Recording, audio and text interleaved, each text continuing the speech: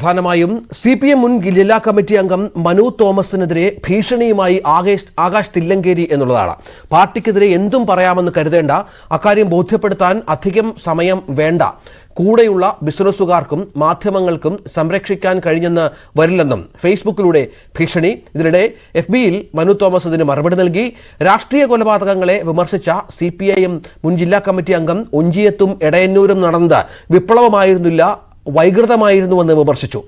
MS Aneesh Kumar ചേരുകയാണ്. Aneesh, Manu Thomas അമ്പയെ പരാജയപ്പെട്ടു നിൽക്കുന്ന ഒരു പാർട്ടി ഈ കണ്ണൂരടക്കമുള്ള മേഖലകളിൽ, കണ്ണൂരും വടകരയിലും അടക്കം, അവിടെ മനു തോമസിനെ പോലെ വളരെ പ്രധാനപ്പെട്ട ഒരു മുൻ നേതാവിൻ്റെ വിമർശനം പാർട്ടിയെ വല്ലാതെ തിരിഞ്ഞുകൊത്തുന്നുണ്ട്. അതാണ് ജയരാജനെ പോലെയുള്ള ഒരാൾ മറുപടി പറയേണ്ടി വരുന്നത്, ഈ വിഷയത്തിൽ ഫേസ്ബുക്കിലൂടെ തുടർച്ചയായി ആക്രമിക്കേണ്ടി വരുന്നത്. പക്ഷേ ഇതൊക്കെ എന്ത് തരത്തിൽ ഗുണം ചെയ്യുമെന്ന ചോദ്യം അണികൾക്കിടയിലെങ്കിലും ഉയരുന്നില്ലേ?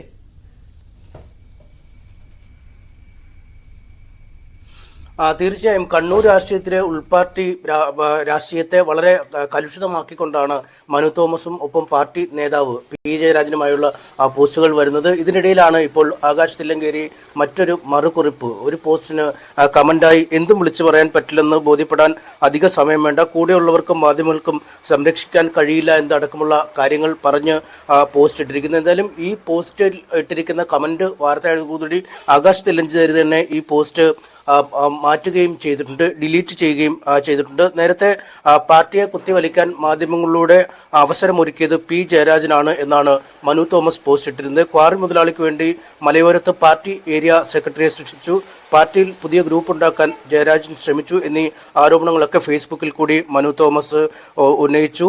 ഇതിന് മറുപടി P ജയരാജൻ നൽകിയത്, ആരെങ്കിലും ലക്ഷ്യം വിട്ട് തെറ്റായ ആരോപണം ഉന്നയിച്ചാൽ പാർട്ടി കൂട്ടുനിൽക്കില്ലെന്നും തിരുത്തേണ്ടത് മനു തോമസ് ആണെന്നുമായിരുന്നു കുറിപ്പിൽ പറഞ്ഞത്. ജില്ലാ കമ്മിറ്റി അംഗം ആയതിനു പിന്നാലെ വ്യാപാര സംരംഭങ്ങളിൽ നിന്നും ഒഴിവാകണമെന്ന നിർദ്ദേശം മനു പാലിച്ചില്ലെന്നും ഒരു വിപ്ലവകാരിയുടെ പതനം മാധ്യമങ്ങൾ ആഘോഷമാക്കുന്നത് CPM വിട്ടതുകൊണ്ടാണെന്നും ജയരാജൻ പറഞ്ഞിരുന്നു. ഇതിനുള്ള മറുപടി നൽകി. ഈ മറുപടിക്കെതിരായാണ് ഇപ്പോൾ ആകാശ് തില്ലങ്കേരി പോസ്റ്റ് ഇട്ടിരിക്കുന്നതും അത് ഡിലീറ്റ് ചെയ്തിരിക്കുന്നതും. എന്തായാലും ഇതിനും ആകാശ് തില്ലങ്കേരിയുടെ ഈ കുറിപ്പിന് പിന്നാലെ വീണ്ടും മനു തോമസ് പോസ്റ്റ് ഇട്ടിരിക്കുന്നു.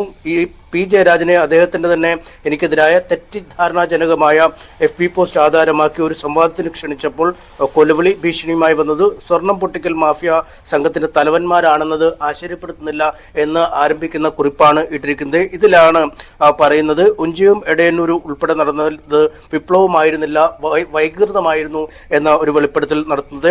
ജനിച്ചാൽ ഒരിക്കൽ മരിക്കണം, അത് നട്ടെല്ലും നിർത്തി തന്നെ സമരം ചെയ്യുന്നതിനിടെ ആയിരിക്കണം, ഒറ്റയ്ക്കായാലും അത് സംഘടനയിൽ നിന്നായിരിക്കണം എന്നും മനു തോമസ് പറയുന്നു. എന്തായാലും ഏറ്റവും ഒടുവിൽ ഈ കുറിപ്പ് അവസാനിപ്പിക്കുന്നത് കൊല്ലാനാവും, പക്ഷേ നാളെയുടെ നാവുകൾ നിശബ്ദമായിരിക്കില്ല, അതുകൊണ്ട് തെല്ലും ഭയമില്ല വ്യാജ സൈന്യങ്ങളെ. കൃത്യമായ പദപ്രയോഗം തന്നെ മനു തോമസ് ഇവിടെ നിർത്തിയിരിക്കുന്നു, വ്യാജ സൈന്യങ്ങളെ എന്നാണ്. നമുക്കറിയാം TP ചന്ദ്രശേഖരന്റെ വധവും ഷുഹൈബ് വധവും പോലുള്ള വലിയ കൊലപാതകങ്ങൾ, വിവാദമായ കൊലപാതകങ്ങൾ CPM-നെ അക്ഷരാർത്ഥത്തിൽ പ്രതിക്കൂട്ടിലാക്കുകയും ഇതിൽ കൊട്ടേഷൻ അടക്കമുള്ള ആളുകളുടെ സാന്നിധ്യം തെളിയിക്കുകയും പാർട്ടിയാണ് ഈ കൊട്ടേഷൻ നടത്തിയതെന്ന് തെളിയിക്കുകയും ചെയ്ത ഒരു സാഹചര്യമുണ്ട്. അതുകൊണ്ട് തന്നെയാണ് പാർട്ടിയോട് ഏറെ നാൾ ചേർന്ന് നിന്ന ഒരാൾ തന്നെ ഇത്തരത്തിലെ വ്യാജ സൈന്യങ്ങളെ കുറിച്ചുള്ള പരാമർശം നടത്തി ഈ പോസ്റ്റ് ഇട്ടിരിക്കുകയും ചെയ്യുന്നത്. എന്തായാലും മനു തോമസിന്റെ പുതിയ പോസ്റ്റിനോട് ഏത് രീതിയിൽ ഇനി CPM പ്രതികരിക്കുമെന്ന് കാണാം. എന്തായാലും നേരത്തെ പോസ്റ്റ് വിവാദമായ സാഹചര്യത്തിൽ ആകാശ് തില്ലങ്കേരി അത് ഡിലീറ്റ് ചെയ്തിരുന്നു. കാരണം അതിൽ ഒരു ഭീഷണിയുടെ സ്വരമുണ്ട്, അല്ലെങ്കിൽ ഒരു കൊലവിളിയാണ് നടത്തുന്നതെന്ന ഒരു